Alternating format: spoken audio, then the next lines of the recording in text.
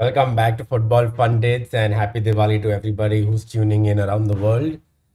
This was a much better game week, I would say, given the circumstances. Obviously, a quick roundup would be that effective ownership of Salah got to best of the managers. Could have had a better punt if you would have gone in for Rafinha, who ended up being fit. But it was a big gamble, like I spoke about in the last episode.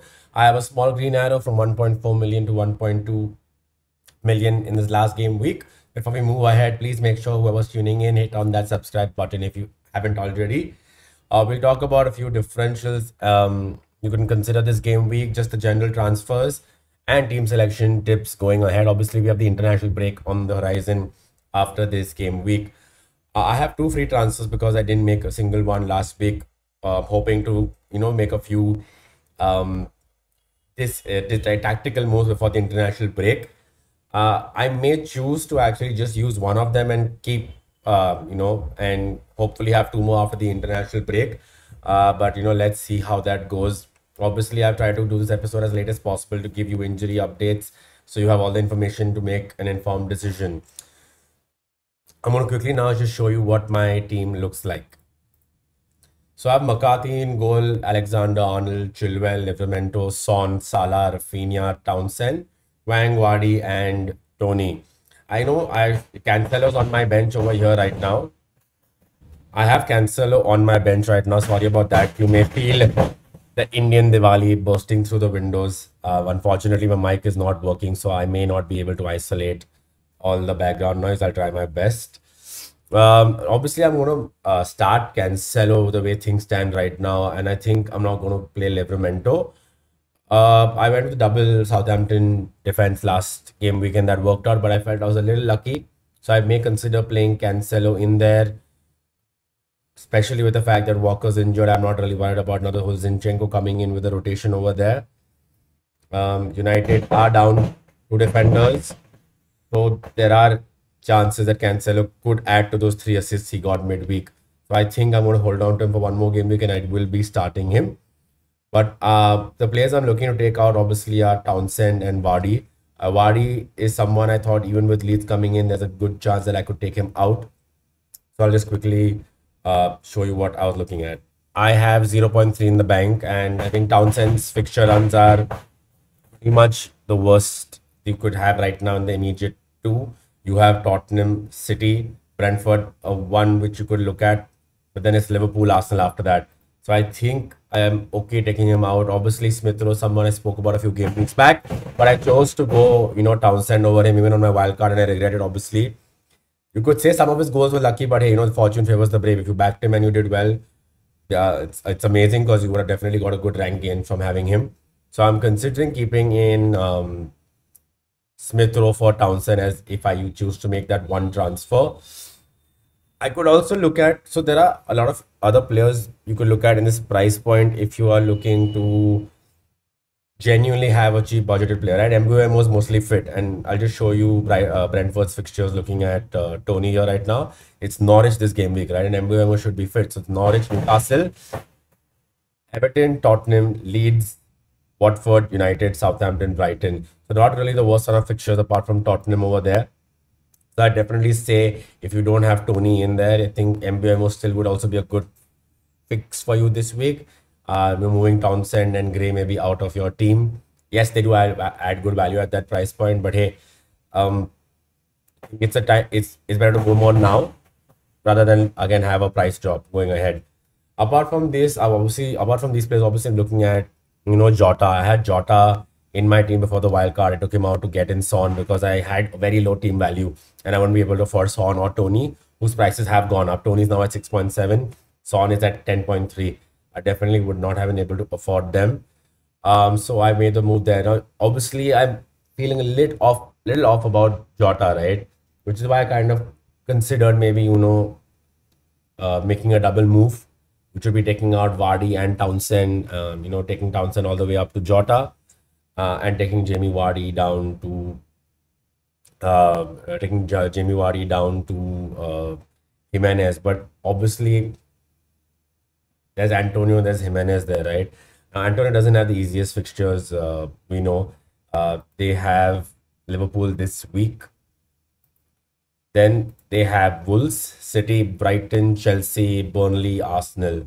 After 18, though, again, fixtures get good. So you could, the ones who have Antonio, firstly, you could consider holding on to him if you have enough of a bench to rotate him out if you're worried about him in those bigger fixtures. Obviously, though, that's not the only concern. He started in Europe midweek, right? If he starts more games, that injury concern, obviously, with his hamstring does come up. So that is a bit of a worry over there. So if you have Antonio this week, I would still say maybe don't take him out unless your team is solid overall and you have one free transfer to make or you have two free transfers and you want to use one. Then sure, you can move out Antonio for Wang at that price point maybe. See, they play Crystal Palace, West Ham, Norwich, Burnley. So they still have a decent run of fixtures till game week 14 before they go to Liverpool, City, Brighton, and then Chelsea after that, Watford, then Arsenal, United. So then fixtures get tough after game week 15.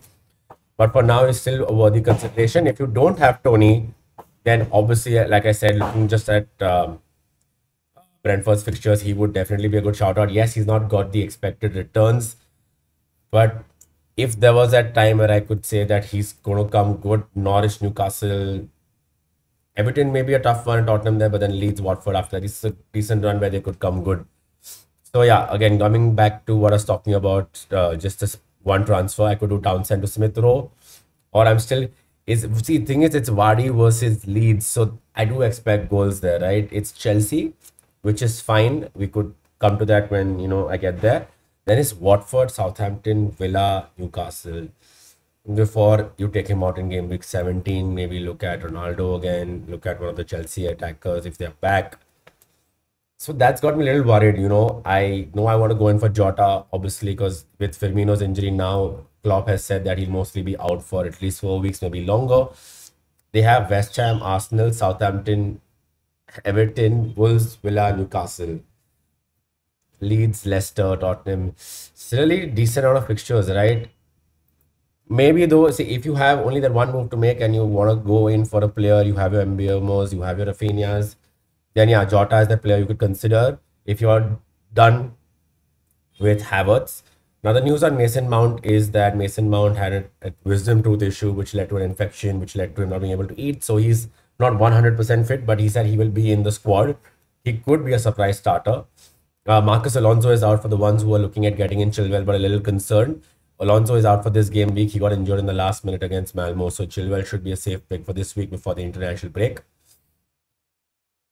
Now, if you factor all of that in there, right, and you're looking at, let's say, Phil Foden, for example, I think it's worth holding on to Phil Foden itself for one more week. For the ones who made the mistake of Havertz taking him out just after one game week, looking at the fact that United's defense have injuries and Foden's looked like he's in good form, right? If you're not confident, and I think it's just 1 week, so you should be fine, because look at the fixtures after that, right? It's Everton, West Ham, Villa, Watford, Wolves, Leeds, Newcastle, Leicester, Brentford. So if Foden does hit a good nick, his price point could go up very, very quickly. So you'd want to probably hold on to him. If you don't, and if you don't want to hold on to Havertz, you don't want to hold on to Foden, you still have Mount, then I think Jota is the way, is the move for y'all to consider.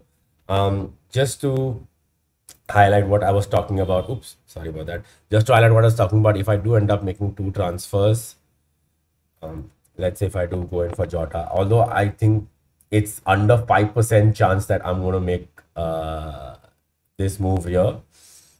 So yeah, I'm taking Jota. That will leave 9.2 in the bank for me.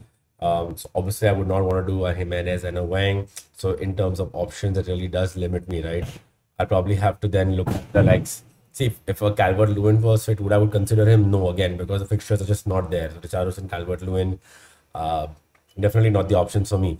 Would I consider going for Iheanacho or Daka? No, not even those players. I think it's just too much of a gamble, right? I'd rather than hold on to Jamie Vardy than make that risky move.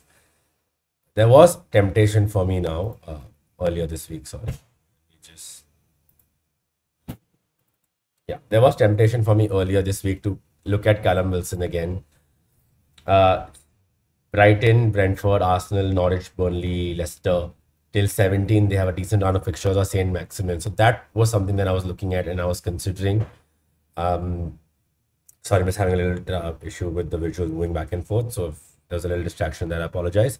So yeah, I'm looking at then Newcastle, right? Because I want to keep money in the bank as well to eventually move back up to Ronaldo, which is why to just show everyone why I think I'm mostly going against this move, because the way I have right now, I'm going to eventually, I think after game week 15, I'm going to eventually move out Cancelo.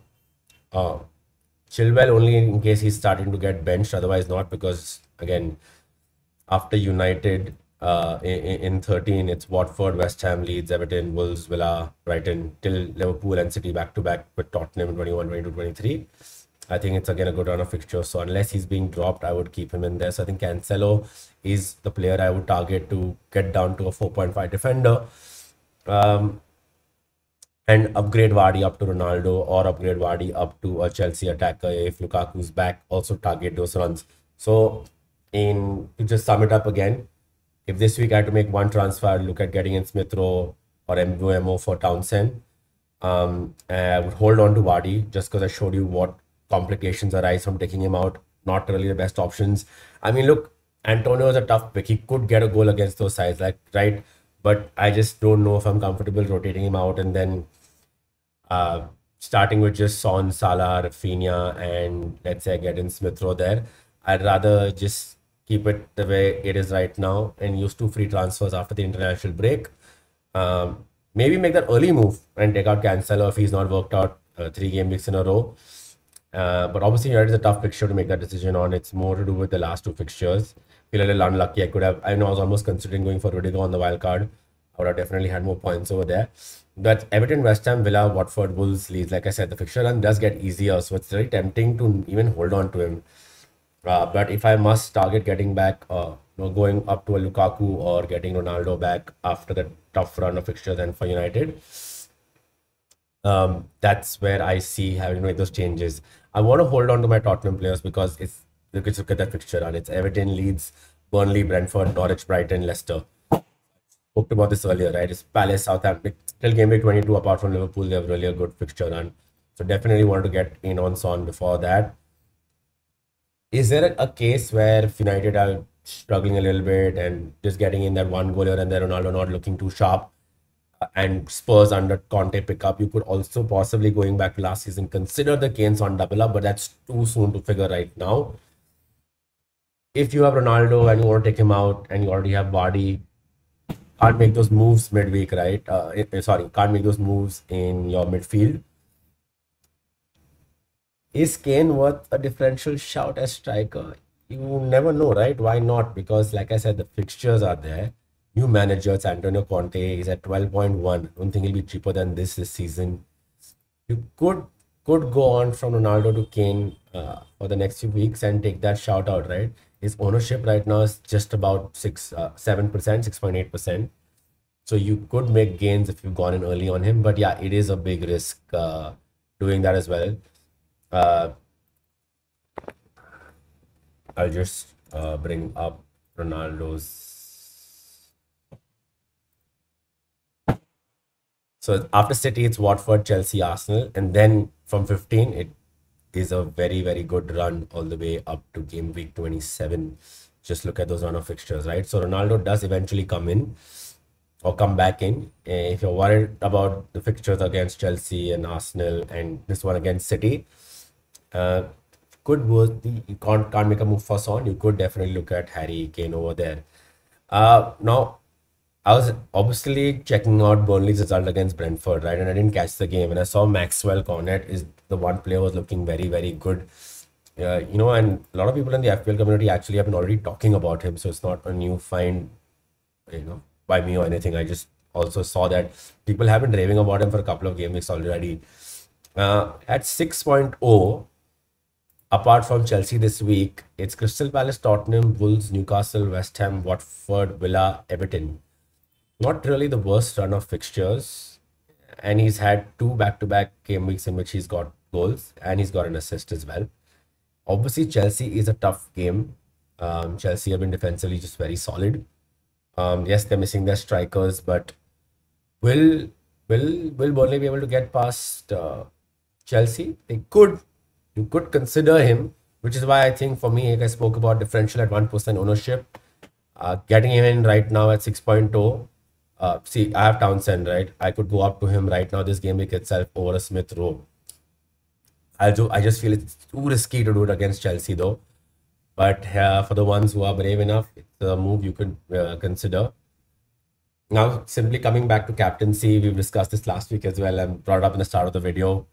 Salah does seem to be the safe choice again. Just his effective ownership game is what's got managers worried. Yes, he could have a blank because, hey, you know what? He didn't get a goal in the last game. But I think just looking at the fixtures coming up, the only other player I think this week you could possibly captain apart from Salah again differential wise would be Tony against Norwich. Would it be an openish game?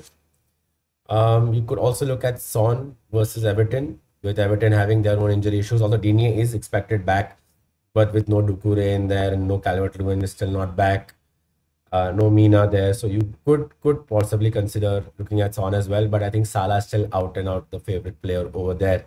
What about Jamie Vardy? Now the two blanks in the Premier League has got me worried. He did miss the penalty midweek against I think Spartak Moscow they were playing, so he's got me a little worried over there.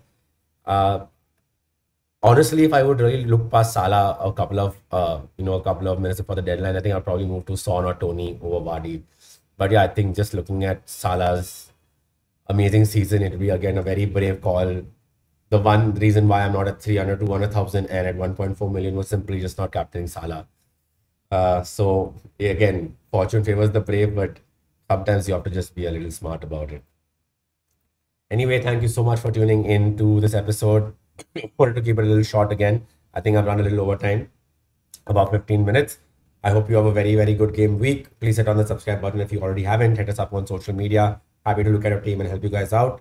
I know it's not been the best season for me so far. Apologies. I know it's not been the best season for me so far, but I'm looking to try to have a good, strong one from here. I'm targeting getting into the 1 million first, then the 500k, and then 100k. And let's see if I do end up doing that, where I end up. Not giving up at all. And you shouldn't either if you are where I am at about right now. Best of luck again. Happy Diwali to everyone tuning in. Cheers. See you next game week.